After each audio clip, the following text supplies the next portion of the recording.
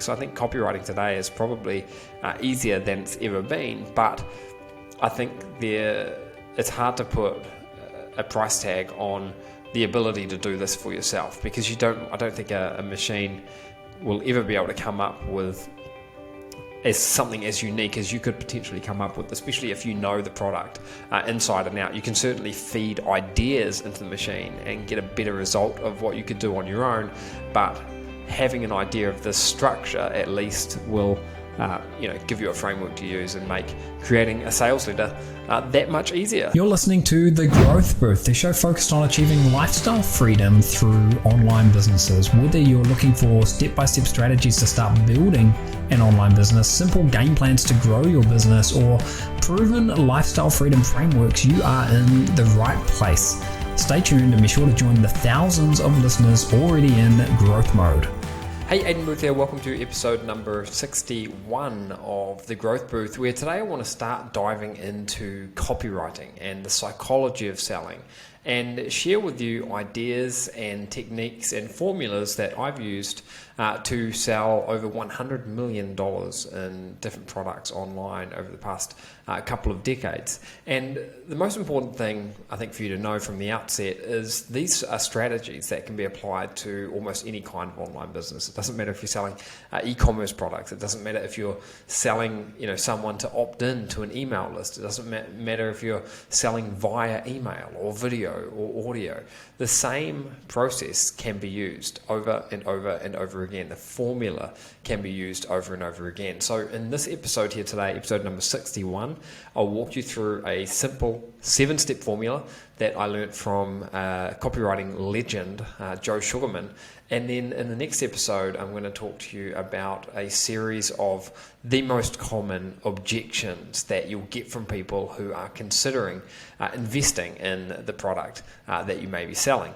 So copywriting is the craft of creating content that will sell whatever it is that you're trying to sell. And the sale may not always be something transactional. It may not always be someone actually taking out their credit card and paying for something, although that's what hopefully it is in most cases. That's what it tends to be. But it could be opting into an email sequence as an example. That's a non-transactional sale right there.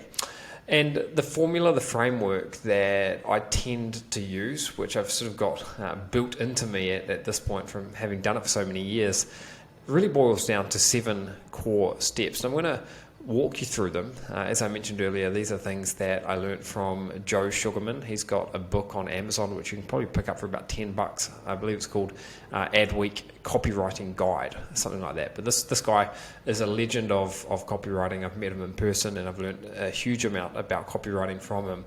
And his framework, his 7-step framework, basically starts out with creating excitement and intrigue and interest up front. And I think the easiest way to think about copywriting is to imagine a sales letter, so a written out letter where someone has written a page of content. Maybe it's a flyer that you find in a newspaper, or a page in a magazine, or maybe it's a web page where someone is selling something to you.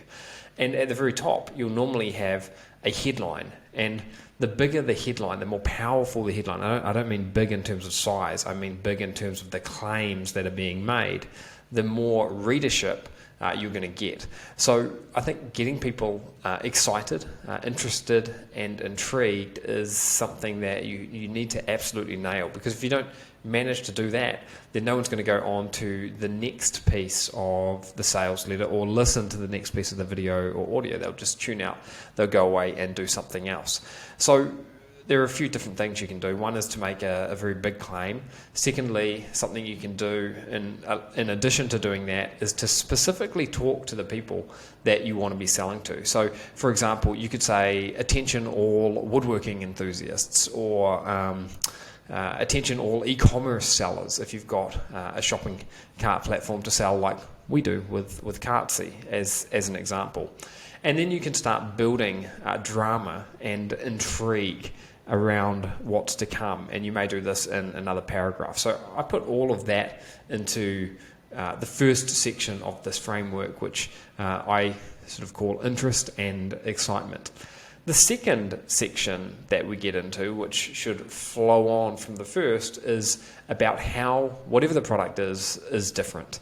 And you really need to differentiate yourself these days. You're never going to be able to do a better job of being Apple than Apple computers can do. So it's good to differentiate. And that's the second part of the sales sequence, is that differentiation and talking about how your product does things differently that perhaps no one else can do or no one else does. And the third part that leads on to that is getting into more of how it works.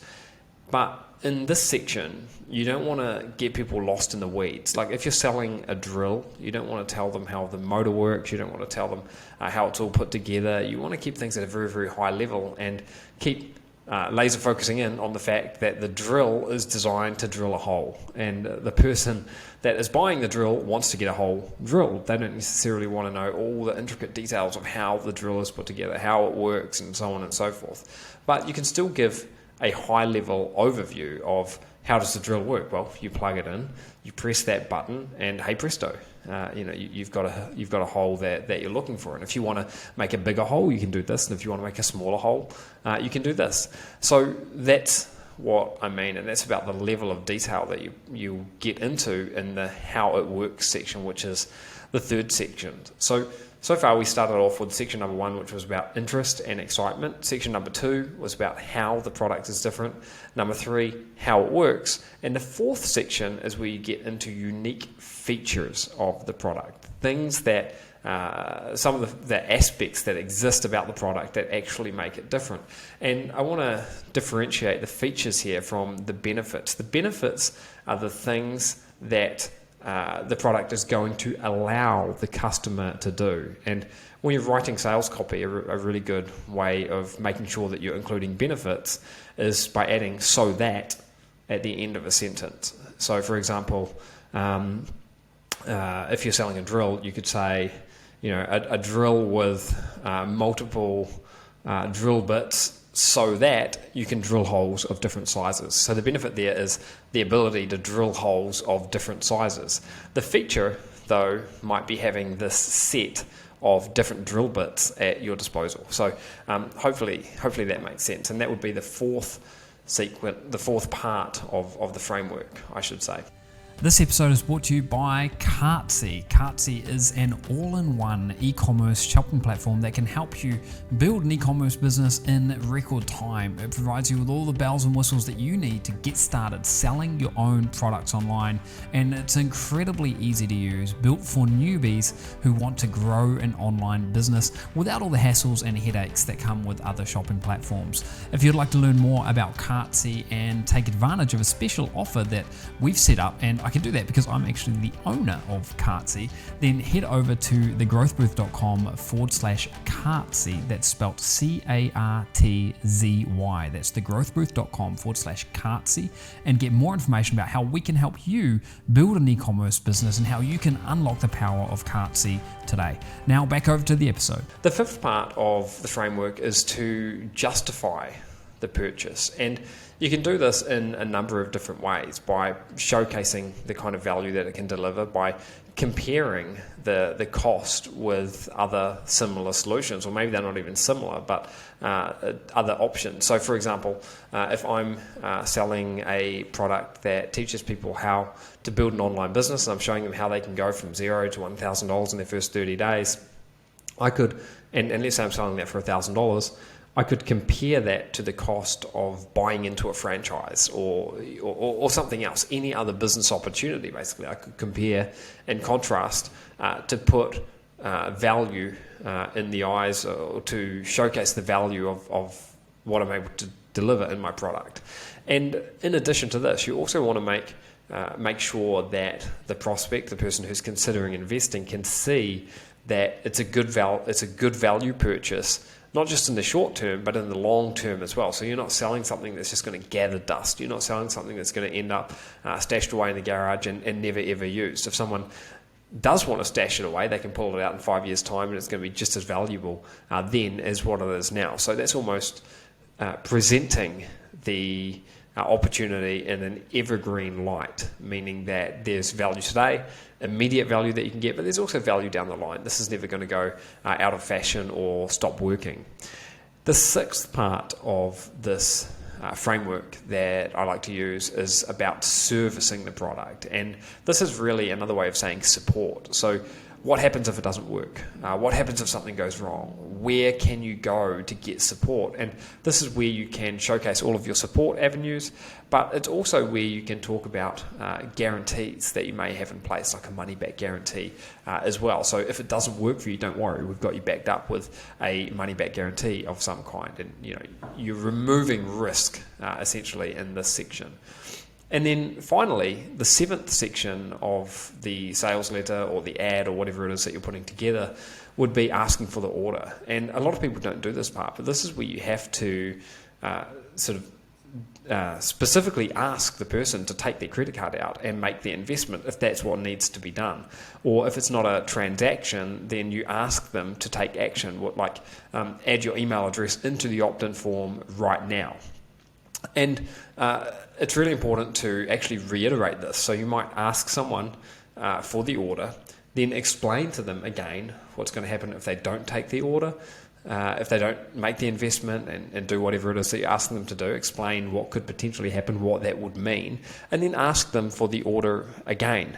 So this is typically how we tend to do it. And like I say, it doesn't matter if this is a written sales letter, if it's an ad for something like the radio, if it's a YouTube video, it doesn't matter, or a webinar. It could be anything. This tends to be the framework at a very high level. And obviously, you can drill down into these sections more and more and more, and get more into the details there. But at a very high level, if you want a framework to use, these are 7 steps that you can go through. And I think the thing that should give you comfort here is selling is a science. It's not an art form. And it's almost a case of filling in the blanks, filling in the spaces. And right now, I've just given you a 7-step framework. And if you got a pen and paper or a piece of page, you could write a heading for each one of these and then simply fill in the gaps. So at the very top of the page, you'd have section number 1, which is interest and excitement.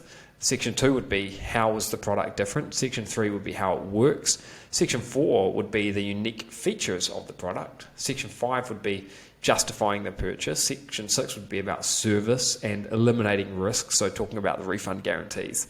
Section 7 would be asking for the order, and then when you piece all of those together, you've got a start to finish flow that you can use. Now, Joe Sugarman talks about a sales letter being like a slippery slide. So someone comes in at the top and they slide all the way down to the bottom. So when you're writing or crafting these, you want to make sure that each line leads on to the next, and people want to find out more. And that's what the true genius copywriters are able to achieve. And again, it doesn't matter if it's written, doesn't matter if it's video, doesn't matter if it's audio, but that's what they're able to achieve. They're getting people hooked in and going all the way through the copy.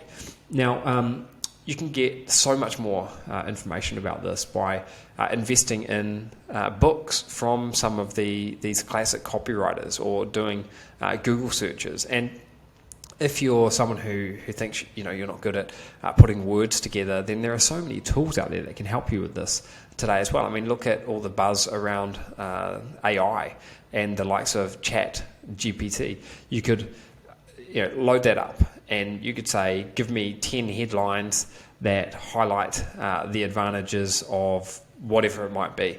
And you'd get them spat out to you, and then you could sort of mix and match and merge them together until you've got something that actually works. So I think copywriting today is probably easier than it's ever been, but I think it's hard to put a price tag on the ability to do this for yourself, because I don't think a machine will ever be able to come up with as something as unique as you could potentially come up with, especially if you know the product inside and out. You can certainly feed ideas into the machine and get a better result of what you could do on your own, but having an idea of this structure at least will give you a framework to use and make creating a sales letter that much easier. So look, this is the 7-step sales copy formula that we use, and it's been incredibly effective and valuable in our business over the years. And I wanted to film this episode specifically about copywriting here today, because I think this is something that